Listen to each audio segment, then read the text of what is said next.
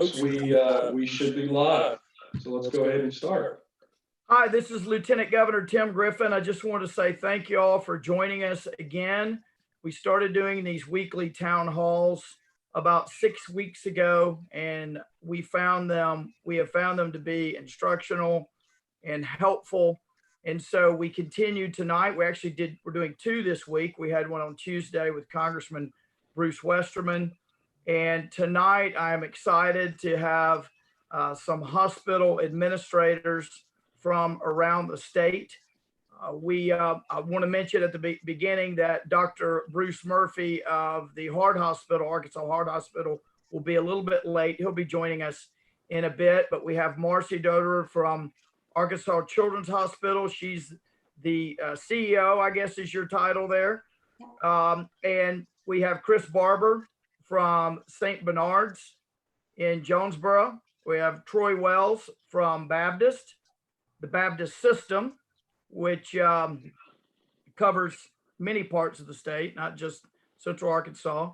We have Philip Gilmore, who is the father of my Deputy Chief of Staff, Ben Gilmore, and he is in Ashley County and just doing a lot down there, particularly to provide health services to rural communities in South Arkansas, right on the Louisiana border. That's the Ashley County Medical Center. And then Eric Penalto, president of Mercy Hospital System Northwest. Did I get all that correct? I think I got everybody. So I want to thank all of y'all for joining us. I wanted to start out by just going and giving each of you a few minutes to talk generally about COVID-19 and what's different. How have you been impacted? I know that some hospitals with a heavy emphasis on elective procedures, they had to stop that for a while and it's really impacted you. Other hospitals, for example, the Heart Hospital, it's a little different. It doesn't have the niche that some of the more general hospitals do. And of course, Marcy, you've got Children's Hospital. So why don't we start with you, Marcy? We'll just go around and let each of you just talk for a few minutes and talk about how COVID-19 is impacting your hospital. How are things different in this new normal? And what do you see going forward as the governor tries to reasonably and responsibly get us moving at least toward opening up?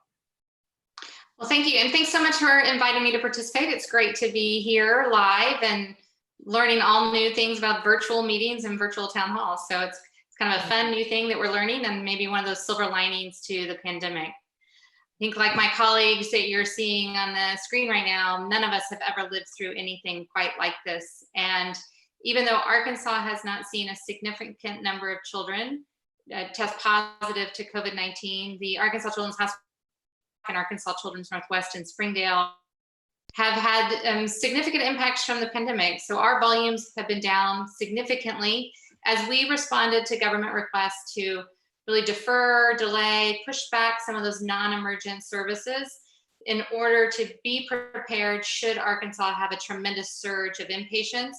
And then we would have been there to help our adult colleagues either by taking more kids in from around the state if they were needed or helping with younger adults should that be needed. As Arkansas really kind of has outperformed much of the country in terms of our community spread, we have been able recently to open up, reopen some of those services and really re-engage positively with patients. So we're excited to get our surgery schedules back up and our clinics open and take care of those families. I'm really proud of the team though. We've gone, really turned on the switch for telehealth. It's been something that's very new and different in this world of a pandemic. So we went from doing maybe 50 or so telehealth visits, virtual video visits like we're doing right here, a month, and we're at probably about 4,000 a month right now just in pediatrics. So I think there's some things that we will also keep doing as we go forward, learning how you connect with really well with families in their homes or in other places instead of making them make the trip to Little Rock or into the hospital in Springdale. I would like to offer just a couple other things. One, a little interesting kind of word of warning, so to speak. we haven't seen a lot of sick kids in Arkansas. In fact, I think there's only been 2 children hospitalized with COVID. But there's some amazing information that's happening across the country and news that's trickling in from places who've seen, with larger populations who've seen significant impact of COVID-19. And more than 100 children now in our country have become very, very ill following a COVID infection with a serious inflammatory reaction. So our medical teams at our facilities have been reading that clinical news, speaking with their colleagues across the country, and being watchful. So if some child in Arkansas were to present with those same kind of symptoms, I think we're very prepared to take care of a very sick child should that unfortunate situation arise. But it speaks tremendously to, if you have a child who seems symptoms, even if they're mild, get tested. Arkansas Children, so many of my colleagues across the state can accommodate a test for a child. And I think it's really important to know if a child's positive or not, so then we can be watchful for other things down the road. The other thing I would just want to reinforce is the things that our team is doing to make sure everyone is safe when they walk the halls of an Arkansas Children's facility. So it'll look different if you're used to walking our halls. Every one of us will have a mask on. Every staff member, every administrator, it doesn't matter what your role is at Children's, you are masked. And we'll ask every child to be masked and every patient, every family member to also be masked. That'll look different. It's uncomfortable at times for people, but I think it's the safest thing, so I can protect you and you can protect me. Then there's a whole different series of trying to keep people social distanced in our hospitals. Our waiting rooms look different. Our eating spaces look different than they used to ensure that small family groups can be together, but they're not next to other families. So lots of space being utilized to spread people out. I think if we practice that in the hospital, people should be really comfortable about re-engaging in their child's care, and I hope that they will do so. We're ready to take care of our sick children, we're ready to take care of injured children, and obviously to continue care of the chronically ill. Thank you for that. I wanted to ask you real quickly, I had heard that you had either very few or minimal COVID-19 instances at Arkansas Children's Hospital. Can you address that real quickly? Yes, we are testing every single patient who comes in for surgery and have only turned up a very small handful of positive. From an inpatient perspective, we've had 1 patient at ACNW in Springdale and 1 patient hospitalized in Little Rock. So again, our track record in Arkansas is pretty good, that even though there are quite a few children who have tested positive, their illness has been mild enough to allow them to be cared for at home with their private physician as opposed to needing hospitalization. And we hope that track record continues. Amen. I want to welcome Dr. Bruce Murphy, doctor of the Arkansas Heart Hospital, is now with us. Doctor, we're just going around here and letting everybody say a few words, and then we'll jump right in on the questions. I want to go to Chris Barber at St. Bernard's up in Jonesboro. Chris, you want to say a few things about the impact of COVID-19 on your hospital? I'd be glad to, and thank you for the opportunity to share our experience. You know, we've been fortunate to learn from other countries as we've monitored this and watched this, and certainly other parts of the coast, and we all have colleagues and networks throughout the nation that we could plan appropriately for some of the challenges that we would face here in Arkansas versus what they experience in other markets throughout the country. So in early March in our facility, we stood up a COVID clinic. We encouraged folks to go to our St. Bernard's Go app for a virtual visit for individuals. And if they need to come in to be tested, they can come by our drive-through clinic right out of the gate. We incorporate a dedicated space in our facility in the emergency room to house these patients coming in to our ER. We were fortunate to have quite a bit of capacity as we built a new tower, a surgical tower in intensive care. Our former space gave us a capability to have a dedicated COVID unit for high intensity patients. And also we have a dedicated OB unit as well with C-section rooms, et cetera, for OB obstetric patients. For us, what we learned along the way, as many of you know, there were challenges with testing early on, and the commercial labs were overwhelmed. That has improved as we have other labs that have expanded here in the region, as well as we have rapid testing in-house for individuals, for inpatients and healthcare workers. The PPE has been a challenge, as you know. We've done a better job recently, and certainly the governor's support to generate PPE in the state has been beneficial to all hospitals and all providers. But you really learn about your community. The business community has been very supportive. They had relationships in other parts of the world to secure PPE, as well as the broader community with what they've done with their generosity and donations to prepare and equip hospitals to take care of those issues. We looked at surge capacity throughout the region. For us, we were able to scale up to 198 critical care beds if needed. We worked throughout Northeast Arkansas with all the responsible hospitals, getting over 1,000 beds in our region to handle that capability throughout this area. So, which was beneficial and nice to see.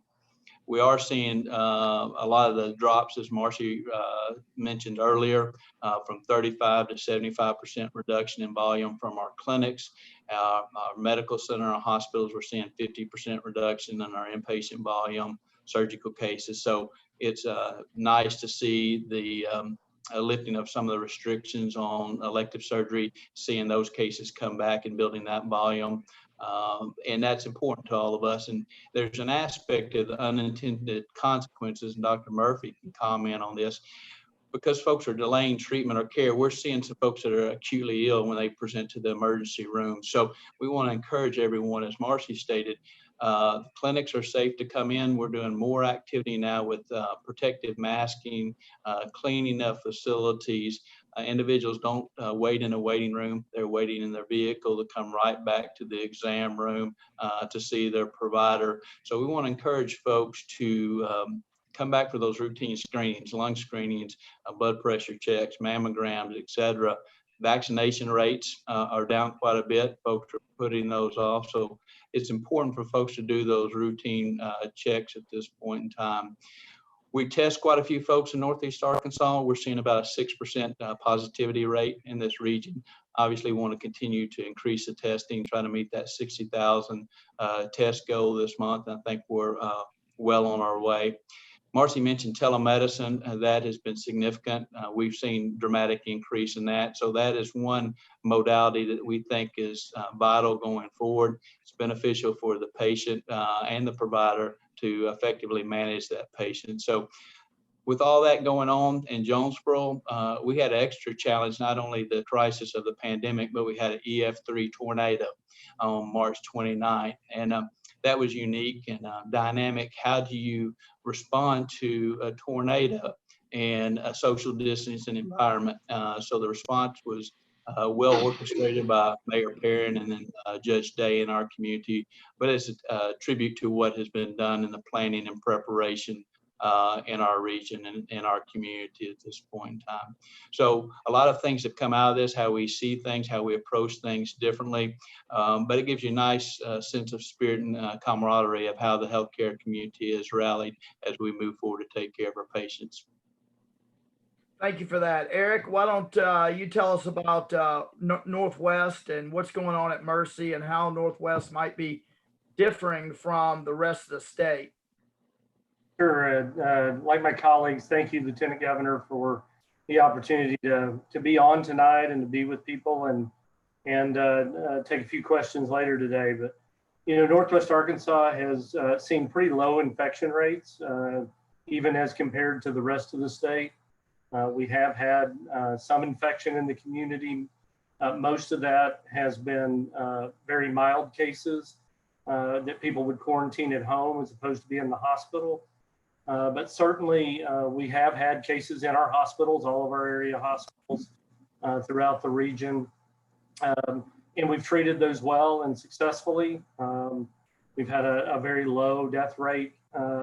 When you see nationally, our death rate's been very low. So I think the physicians and nurses and all of the folks in our community, I can't say enough thanks to for how, one, they've prepared for this health crisis, put us in an exceptional position to treat whatever comes in our doors, whether that's COVID-19 or whether it's a heart attack or a stroke or whether it's a trauma. we're here to take care of a broad range of illnesses. And I like to remind people that hospitals and clinics treat infectious disease every day. 365 days a year, we have infectious patients that are in our clinics and in our hospitals, and our folks know how to care for those patients. And so we did institute, much like my friends on the phone, many other measures to assure the safety of the public and assure the safety of our staff. Screening at the front door, masking, universal masking, both in our clinics and in the hospital, social distancing, and virtual visits. About 30% of our visits today are done virtually and can be handled very well between the patient and the physicians. And that's something we think we'll see continue. We think we'll continue to see 20 to 30% of people who want to receive their care virtually, at least their primary care, and maybe some specialty care follow-up.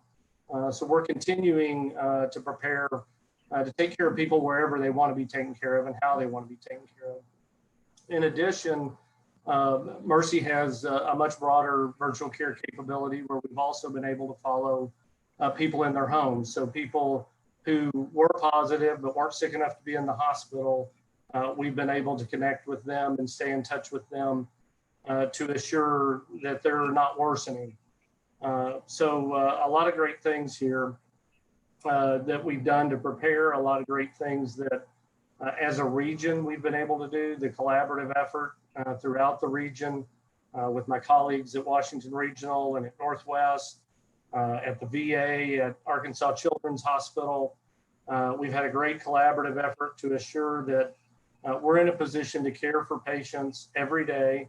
And if we were to see a surge of COVID-19 patients, we are prepared to take care of that.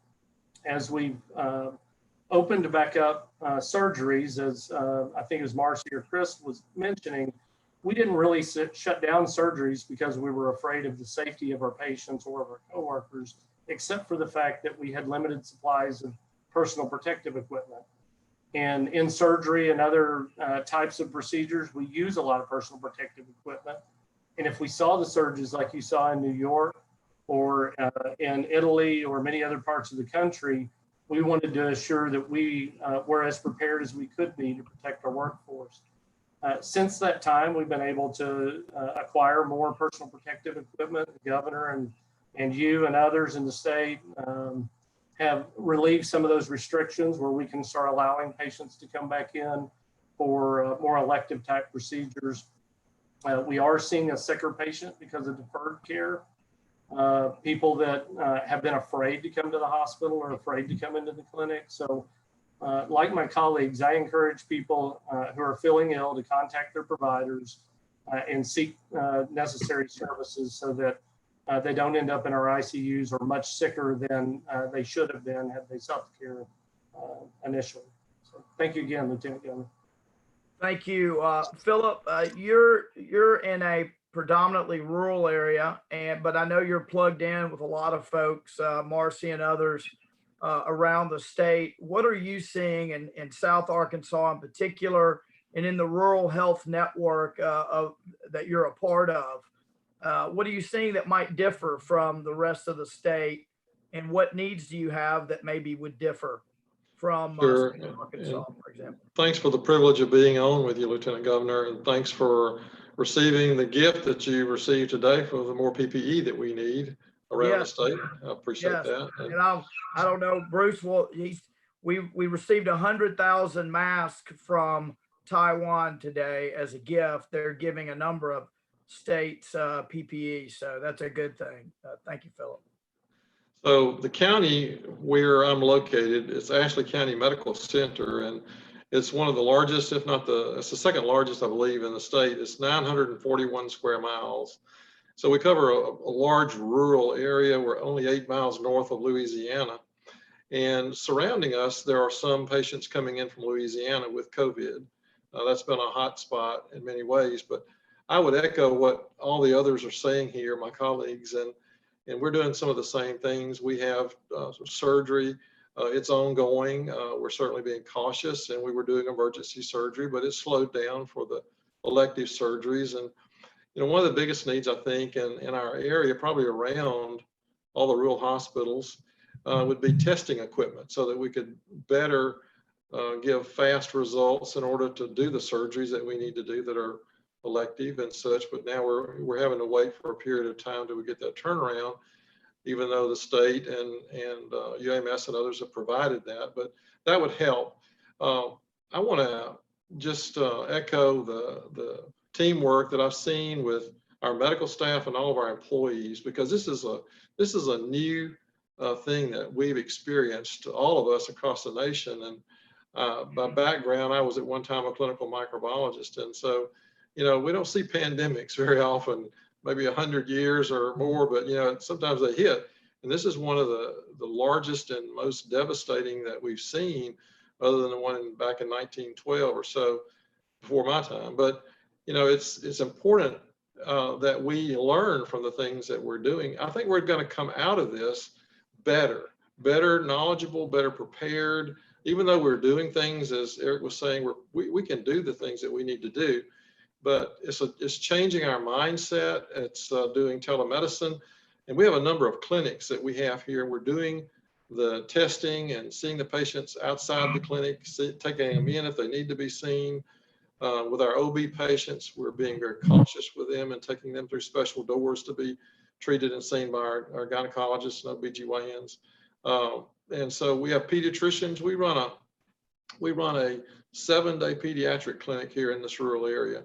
That's pretty much unheard of, but that's a need, because children need to be cared for at times, and parents get concerned. And being a parent of 5 children, I've been through that. I know what that's like, and so you want to see somebody when they're having a problem. But our emergency room staff have hit the brunt of some of these patients, because we've had COVID patients come through our emergency room. Fortunately, we've not had a COVID patient as an inpatient in the hospital, but we have seen COVID patients through our clinics and in the emergency room. And our staff have done an awesome job. Our medical staff has helped train and teach, and 2 of our physicians in particular have taken upon themselves to really watch and set the standards of what everybody needs to be doing. You don't always see that. And I'm really, really proud of how much time they have taken into doing that, and watching how much PPE we're using and doing all the things. But we've had staff that are cleaning the hospital well, making sure that things are handled well, and protecting our staff and our patients. And we've been educating the public in many ways. And so it's probably the safest place in the whole community is the hospital. And so we have limited access to it and such to protect our workers. But I can't say enough about how blessed we have been with the staff and all the efforts and things that we have. And while our census has dropped off, I mean, it's dropped way down, and because of concern, and we're backed up on surgery. But fortunately, we're making it, and we're doing okay. We're doing well. And I think we're going to come out of this better. And I would probably say that for all of us, because of the support and help, and you as Lieutenant Governor and the other officials in our state, the health department, and I sit on the board of the health department. And I'll say this for Nate Smith, he's the man of the hour. He and that team are working really, really long and hard. And so that's helped all of us. But I would only echo what the others are saying here. Really, we're doing all the same things and working hard at doing it.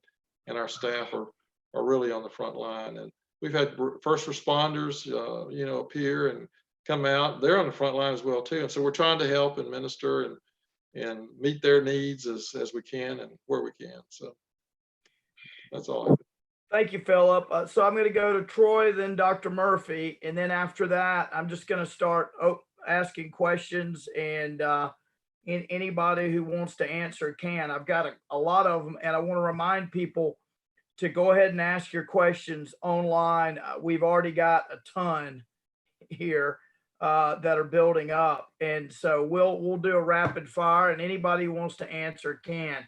Troy, why don't you tell us a little bit about Baptist Health, then we're going to go to Dr. Murphy, and then we're going to try to make some people happy by answering questions. Thanks, Lieutenant Governor. Thanks for the invitation and for your leadership. I wish I could be as eloquent as Phil. I appreciate him and his leadership and how long he's been leading hospitals in Arkansas. And I concur with everything that he said, and as well as my other colleagues. So I don't want to be repetitive. Let me just tell you briefly about some of our experience at Baptist Health. And it's a little bit unique in that we've got, as you mentioned in the opening, we've got 11 hospitals across the state, everything from 25-bed critical access hospitals to major urban hospitals like the one here in Little Rock. And so we have had a very different experience across our health system.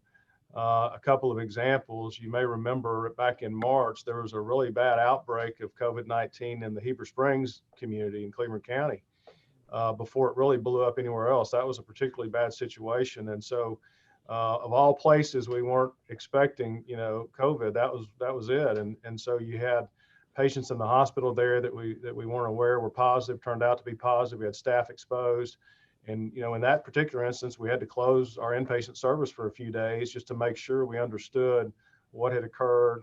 And we were able to do some tracing and understand who had been exposed and where there may be other patients in the community that had been exposed to the disease. So that was a unique experience in a very small community, small hospital.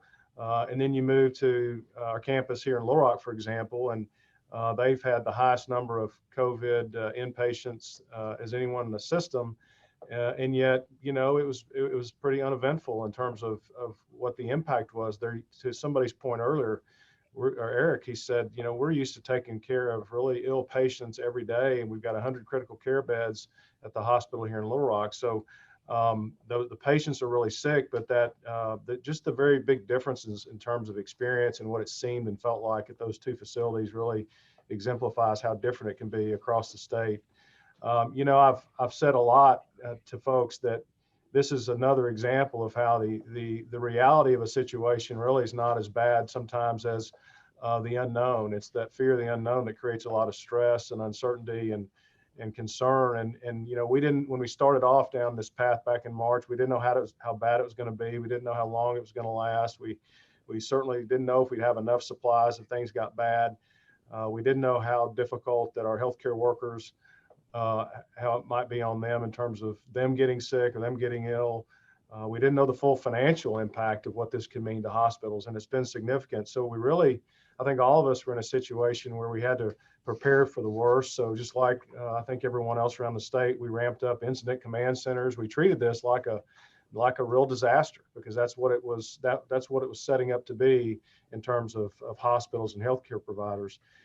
We set up 8 testing sites around the state. We were converting medical units to negative airflow rooms like a lot of people were.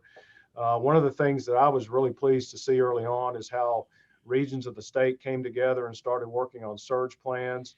I know Chris was working hard with hospitals in Northeast Arkansas and Southeast Missouri. We were working with hospitals in Central Arkansas and West Arkansas and all over.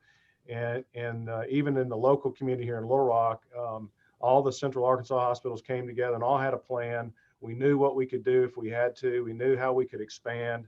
When we had more than 1,000 extra hospital beds that we were able to create just right here in Little Rock. So I was really just excited to see how people came together. A lot of us are competitors, but not when something like this happens. And that's been the last thing on anybody's mind. We've wanted to do good for the people of Arkansas, take care of our communities.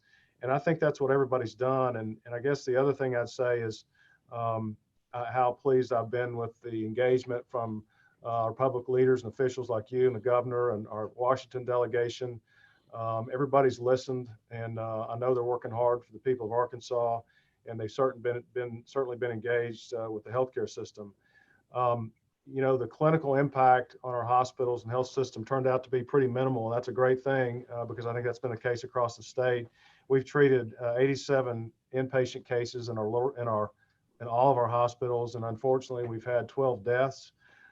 We've been really focused on safety of our staff and our visitors and our patients, just like everyone else has. And since mid-March, we've had a total of 617 of our staff members be off duty due to exposure or symptoms of COVID-19. And that sounds like a big number, but that's out of 11,000 employees. So we feel really good about how we've been able to protect our staff. Today, I think we have 11 employees who are out due to exposure or symptoms of COVID-19. So that's been a really positive thing. The challenge we have now is looking ahead, and there has been a pretty significant financial impact to hospitals. Our business has been down about 35% throughout this experience, and now it's time to again talk to the public about how safe hospitals are, and that you don't need to delay care. We don't want you to get sicker and be worse off for having delayed care that you need to go and get. So we're here to take care of people. It's what we do. Hospitals are probably as safe as they've ever been, and we just want to encourage people to reach out to us and let us know how we can help. Well, thank you for that. And that last point about the safety of hospitals, so important. In fact, I'm going to just mention this since we're on it. So Ken on Facebook just wrote, many in the 65+ age range are scared to go to the doctor or hospital, and it may actually be more detrimental to their overall health, in his words. And then he was asking, what are y'all doing to try to alleviate this fear in the community? Well, this is what we're doing. This is part of what we're doing, right? Communicating. And I'm sure we'll talk about that a little later. Dr. Murphy, if you would talk a little bit about how a focused hospital with your mission has been impacted by COVID-19, and particularly how it has impacted patients and potential patients to this previous point who should be going to the hospital for a heart pain or whatever, chest pain, but maybe have delayed it. Could you talk a little bit about how your hospital has been dealing with this and what you've been seeing? Sure. And again, thank you for your leadership here, Lieutenant Governor. First of all, I would say that I'm trying not to be repetitive of our other guests here, but our emergency room rate has fallen by 50%, whereas the acuity rate of those that are being admitted through our emergency room is up 50%. And so the people that are coming are putting it off to the last minute for whatever reason, whether it's pneumonia or heart failure or a heart attack or angina, et cetera. Another, I think, important feature that I could quantify is that our surgery rate for bypass surgery. Now, our surgery rate for everything else is down in the 20% of normal range, but our surgery rate for heart surgery is almost the same. Matter of fact, for the last month, it will be almost the same, which I think speaks well of the fact that the people that are actually getting the surgery really, really needed the surgery. But I would tell you that there are, clinic volumes, the compliance rate with coming to an appointment is, in some cases, has been as low as 30% of the patients will show up. And our main clinics, as low as 40 to 50% would show up. That has changed. We put a message out to all of our patients in the last 2 years through a short video about 3 weeks ago about all the measures that we would do to ensure their safety when they came into our environment at any of our clinics.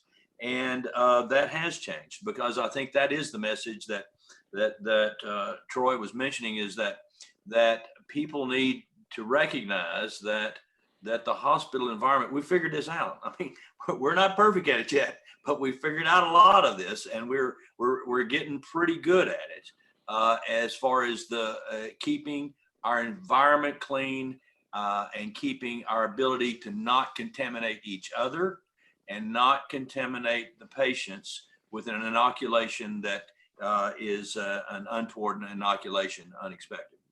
I would tell you that we have had, I think, more than our share of COVID patients. So we set up a 28-bed negative flow respiratory intensive care unit separately that was sealed off from the rest of the hospital, and it's been at times busy. We have had several long-term ventilator patients, and miraculously, people on the ventilator for 15 to 18 days, they've all gone home. And so it is, I think, part of the learning curve that happened in many other countries before it got to us, of what things to do and not to do. So I would tell you that the other thing I've been very impressed with is the coalition here in Little Rock, the Metropolitan Coalition, in which we're we're collectively helping each other, trying to help the healthcare of the community. And normally we don't swim in the same water. So right now we certainly are. So what I'm going to, that's excellent. I want to follow up on one point there. If you want to just jump right in, all of these screens are showing. So not just the person talking. So if you want your mic on, we're just going to try to have a conversation. I think the technology is working in a way that we can. Real quickly, I want to follow up on one thing you said, Dr. Murphy. I believe you said that you had X number of people on ventilators, all of which made it off. That's correct. That's correct. That I may be wrong, but that's an extraordinary fact. It seems, in light of what I've heard nationally about patients who go on ventilators and don't make it off. Is that correct? I mean, I had a doctor tell me, I did my annual cardiologist checkup via telehealth today. And we were talking about this, and he was talking about a friend of his that had gone, the doctor did, who'd gone on a ventilator. And he said, you know, the statistics aren't good once you've gone on a ventilator. Can you speak to that real quickly? Because I think I would tell you that our N level is nowhere near New York City. Okay, so the number of people that are actually involved, I don't have that exact number, but it's relatively lowish. But I will tell you that there has been a coalition of infectious disease cross-pollination between the hospitals. Troy's infectious disease consultant who works for Baptist also works with us. And so there's been a tremendous collaboration there. The pulmonologist is shared between multiple hospitals here in Little Rock. The pulmonologists that we use are also serve Baptist in St. Vincent. So, I mean, there's been a tremendous cross-pollination here and a learning curve. And frankly, the level of care that we're giving right now, as far as the drugs that we're giving and the care that we're giving, is pretty sophisticated. I mean, it's Little Rock and Arkansas has a very sophisticated level of a medical specialist. And so I think it's reflective of that as much as any. Gotcha. Anybody else want to comment on that before I go to the next question? I'll just say this. I agree with Dr. Murphy. I also think that we had the luxury in Arkansas of learning from some other communities that had treated more patients and had more experience. Physicians talk across the country and they communicate well with each other, even informally. So they don't need published studies to talk with one another and find out what's working. And we saw some of that here, and a lot of that probably worked. And we had the advantage of hearing some of that ahead of time. Anybody else? I think we've all had success stories of individuals coming off the vent, so that's encouraging news right here in the state. Going back to the gentleman's question about seeing your primary care doctor, I would encourage them to contact their primary care office. Some of that's on their social media, what they're doing to protect them. We talked about universal masking. Many folks are not having waiting rooms. They'll wait in the car and they'll come directly into the exam rooms. So there's social distancing. You won't even see another patient. So I would encourage them to reach out to their primary care because they've probably worked through a scenario to protect the safety of that patient so they can be seen and treated. I want to prepare you. So at the end, we'll give you an opportunity. If there's some video that helps educate people about what they're going to find when they go to your hospital, what have you, or something like that you want to mention at the end, we'll go around and let you mention that link or whatever, because that, if there is something like that, one of you mentioned a video that you're showing, that sort of thing can really help ease people's fears about some of this. So if you think about that, if there's something you want to share, I'm going to open these up. So I just want to ask something obvious here. So early on, we heard a lot about PPE. We've talked about the 100,000 masks. I know I worked with Dr. Murphy on getting some PPE. That was an issue, and the idea of do we have enough respirators, and where are we? Are any of your hospitals in need, or you feel like you're in danger of running out, or if things just shifted entirely in the last month and a half? Anybody want to speak to that? I can speak a little bit, at least to the Northwest Arkansas region, and maybe along with my colleagues from around the state. I mean, certainly the governor has been instrumental in working throughout the country to be able to get PPE into the state and distribute it to our largest hospitals and to help with some of the emergency stockpile that we need. I tell people that we're no different than any other business. We're kind of a just-in-time supply chain. We don't carry massive amounts of inventory normally, but I think that's a learning that comes out of this for us, is that we do need to adjust our levels of inventory. But today's stocks are in pretty good supply. We've been able also to stockpile some PPE with some emergency supplies. We've, like I heard one of my colleagues mention earlier, we've also had help from the business community in acquiring emergency supplies. So I feel pretty good about where we're at to be able to take care of the patients in our area, but also to have enough in reserve in case we do see another surge this fall or in the winter. We're good. As a rural hospital, we have an intensive care unit, and we have few ventilators, and we actually have gone out and bought another anesthesia machine to have another ventilator. And so rural hospitals are in need of ventilators, not only probably rural, but other regional hospitals need that to have it in place, because this is such a disease that requires such. And the PPE is a needed item, but testing is another needed item for our labs to be able to do it more immediately, because when you are anticipating that this patient is a COVID patient, you're going to consume a lot of PPE equipment, supplies. And so the faster we test, the less we're going to have to use necessarily, and the better we can help process it. So those are two needs that I think we all have. So I'm sorry, Dr. Berkman. Lieutenant Governor, I would offer also, I think one of the interesting things that has come out of this is we all looked at our supplies of PPE and cleaning supplies and all of those critical elements early on. We've seen lots of process improvement about how we use them, where we use them, when we use them. So we've gotten much more creative about how to store them, purchase them, use them. That I think gives at least me and my team great confidence in our ability to have what we need on hand going forward. I also think it will change, to Eric's point, how hospitals inventory certain things like this. And there's conversations across our country of city consortiums of hospitals looking to do joint stockpiles on top of what the state would have or the nation would have.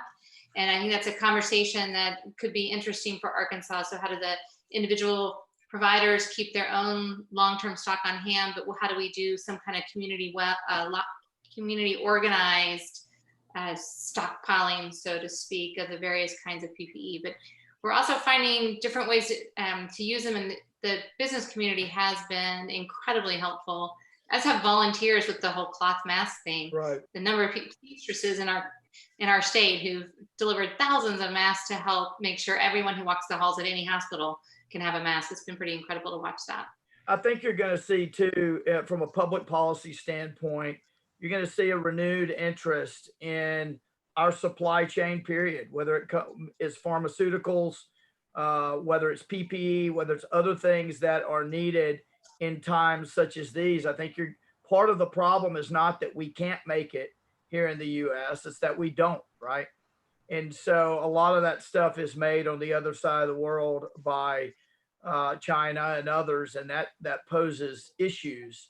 As it has in this particular instance. I think you're going to see that. In fact, that's already being revisited.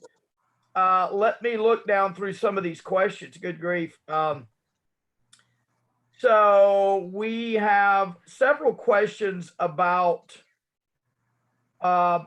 labor and delivery. So here's Brittany on Facebook. When will labor doulas? That's a new one for me.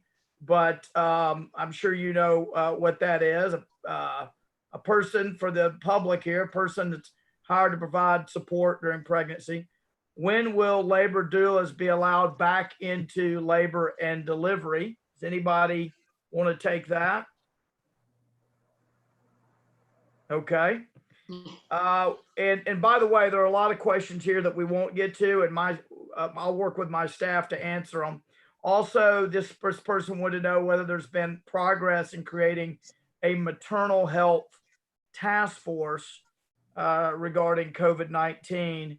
I don't know of a formalized one yet. Any thoughts on that? Have you heard anyone talking about that? I know there's a caucus in the legislature that deals with this. I've not heard of a formal No. group that's been assigned to that. I know that the Department of Health and others are certainly discussing maternal fetal issues and how COVID-19 may have an impact and best practices and how to test and who to test, but I'm not aware of a formal group. Gotcha. Ricky on Facebook, he is concerned about people who die of non-COVID causes being classified as COVID. And similarly, Carl asked, this is sort of related, are we testing people who die that may not have been a confirmed COVID case?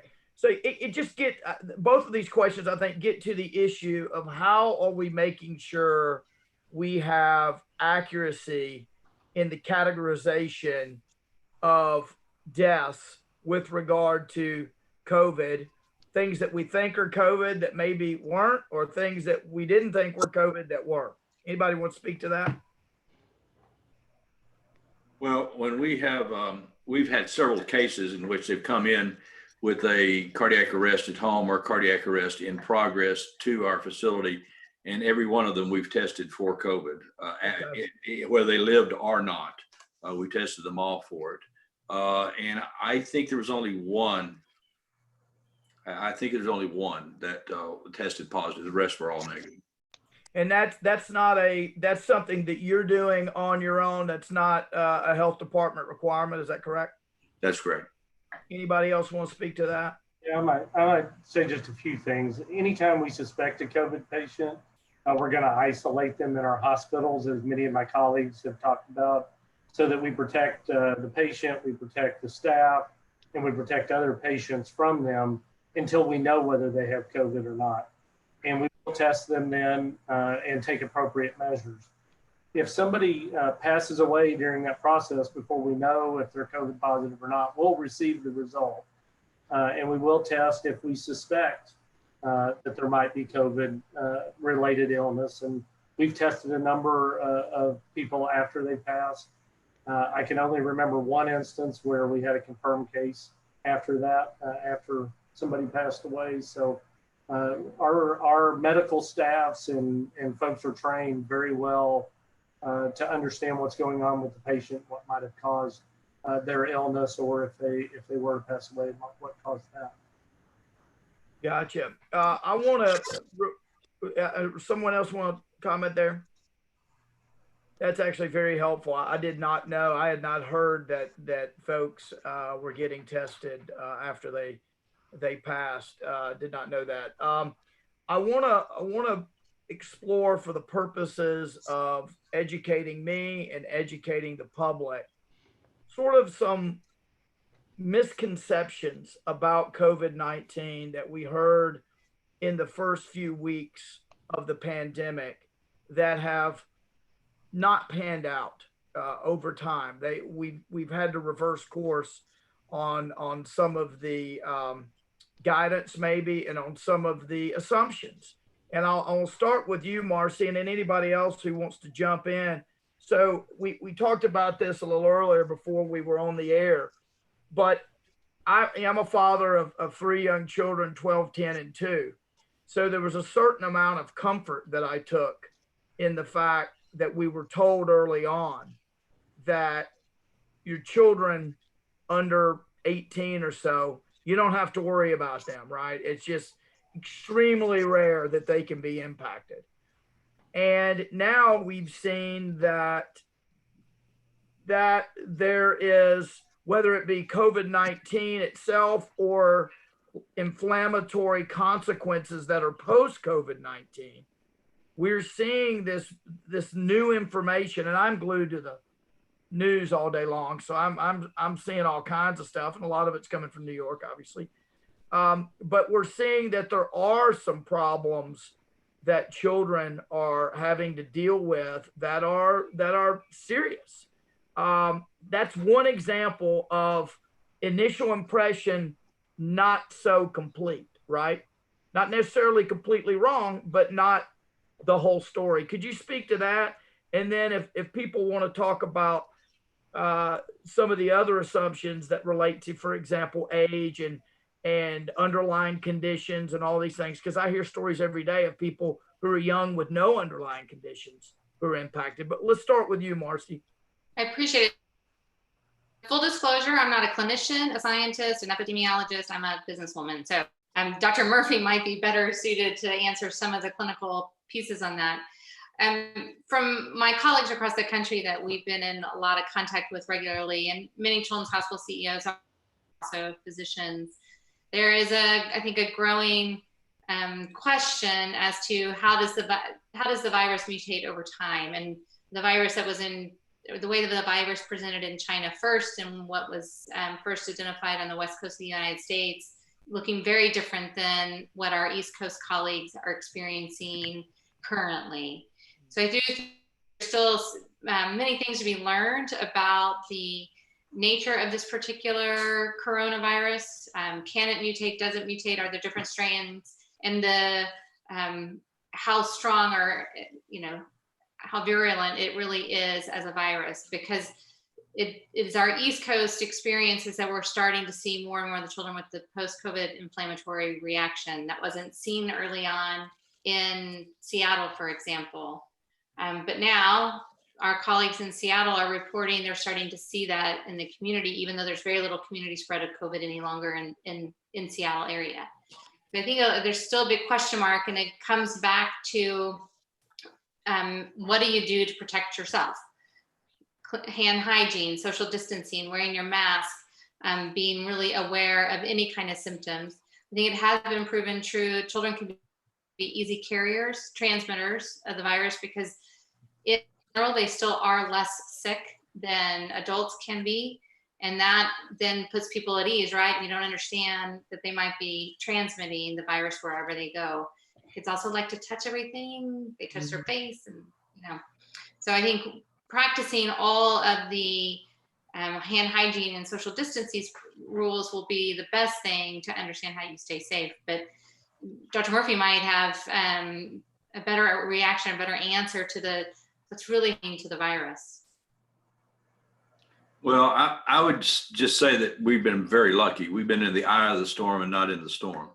The other thing that seems to me to have changed is that this level of contagion seems to have changed to some degree. Now, whether we changed it or not, we don't know. We know that there are about 30 different strains of COVID-19 at last count. We know that most likely the most virulent kind are decreasing because they die with the host, unfortunately. And so the people that survive are passing on the more milder strains. And so the mutation of viruses that occurs in influenza and coronaviruses in the past has generally been not what the movies say, where they get more lethal in the hemorrhagic Ebola virus, et cetera, but they actually get milder because of the host reaction and the host survival. So I would say those are a couple of things that I think have changed. And frankly, we've just been incredibly lucky. We've been blessed with incredible leadership and an incredible amount of coalition that wants to have the same spirit. Awesome. Let me, I think this is a really good question for administrators of hospitals. So what we hear a lot about is the limitations on visitors. People who want to be with their loved ones in the hospital, want to visit their loved ones. They're used to pre-COVID spending lots of time at the hospital, right? And camping out there, pre-surgery, post-surgery, the whole deal. That's not the case anymore in some places, in some instances. And Sandra on Facebook asked this: and this is for any of you that want to answer this.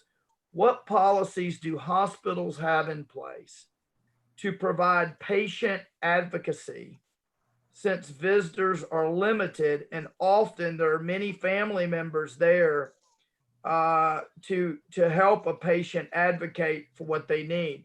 So, you may have a whole family helping 3 months ago, but now they can't get in, they can't have access, they're limited access, whatever. How are you dealing with that to both help the patient feel more comfortable and also make the family feel like make them more comfortable? What are some of the things that y'all are doing at the different hospitals around the state? So I'm happy to talk about a few of the things that we've done. We addressed this really early on. Again, it was fear of the unknown to some extent, but also we didn't want people from the outside bringing infection into the hospital unnecessarily. So we put a number of measures in place. Pastoral care staff became the patient advocate and kind of the go-between with the family. We also very quickly established through a grant with Cox and Microsoft to provide iPads and other devices so that we could have real-time conversations between doctors, nurses, and the patient, along with the family on the outside, so that we could continue to have the family involved in the care while maybe they're not at the bedside in the same way that they were before. We've stayed in very close communication between our ethicists, our pastoral care, and the clinical staff with the families to assure that they feel involved in that care. So it's not perfect. It's not the same as being right at the bedside, but I think we've made some reasonable accommodations to solve for that. Great.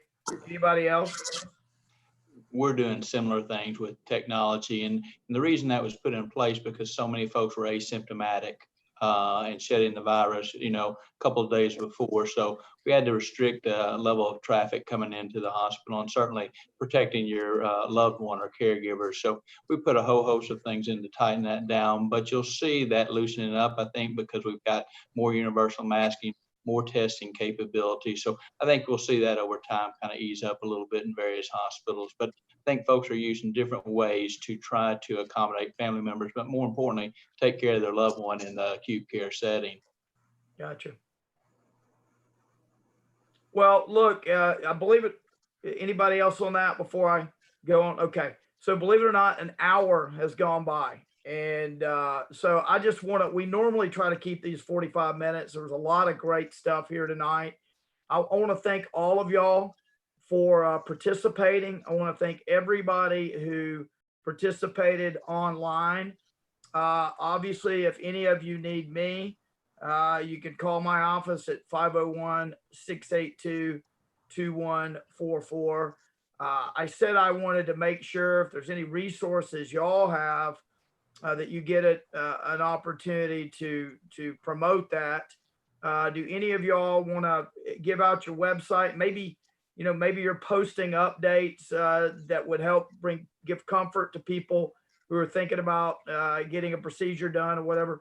Anybody? Troy, I'll just go around to everybody to finish up. Troy, you got anything you want to close with? Well, just in terms of our website, it's baptist-health.com. We've got a host of resources for individuals, for the public. One thing we launched just in the last 24 hours, I'd love to share with you. As churches begin to contemplate opening back up across the state, we've got a place on our website that you can go to, and it gives a full host of guidance and some materials that churches can use. There's also a way for them to request assistance from us. We can come in and help them with the protocols, give them advice. And that's a concern for us. We certainly are all ready to go back to church, but we also want to do it safely. And so to the extent that we can help do that across the state, we certainly want to do that for people that are out there that need it. Thank you for that. And by the way, for those questions we didn't get to, as I mentioned earlier, we will respond to you tomorrow. Philip, you have any closing words for us? Any wisdom for your son or me? Well, thank you for having us, and I hope this has been helpful. And, while we're restricting visitation and such, I have a 94-year-old mother-in-law. We've moved to Little Rock to a nursing home there to protect her, and we can't see her, but she's being protected, and that's the thing that's important. And, we're wanting to emphasize so much to our community, continue the things that you've been instructed to do, because I see so many out there not doing that, and that's likely to get somebody in harm's way. So go to our website, acmc.com, and you'll find more information and things there too. Thank you. Great. Marcy? Well, like everyone, our website's got lots of information on there for families, and it's archildrens.org. Since you're on Facebook now, though, if you want, go to the Arkansas Children's Facebook site, because we recently did an interview with our patient advocate folks about what the patient's experiences can be like now as we re-engage with families, but you see masks and all those kinds of things. So it's on Arkansas Children's Facebook page. Perfect. Chris?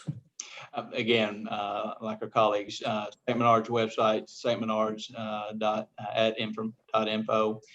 We've done a lot on social media with Facebook as well as Twitter.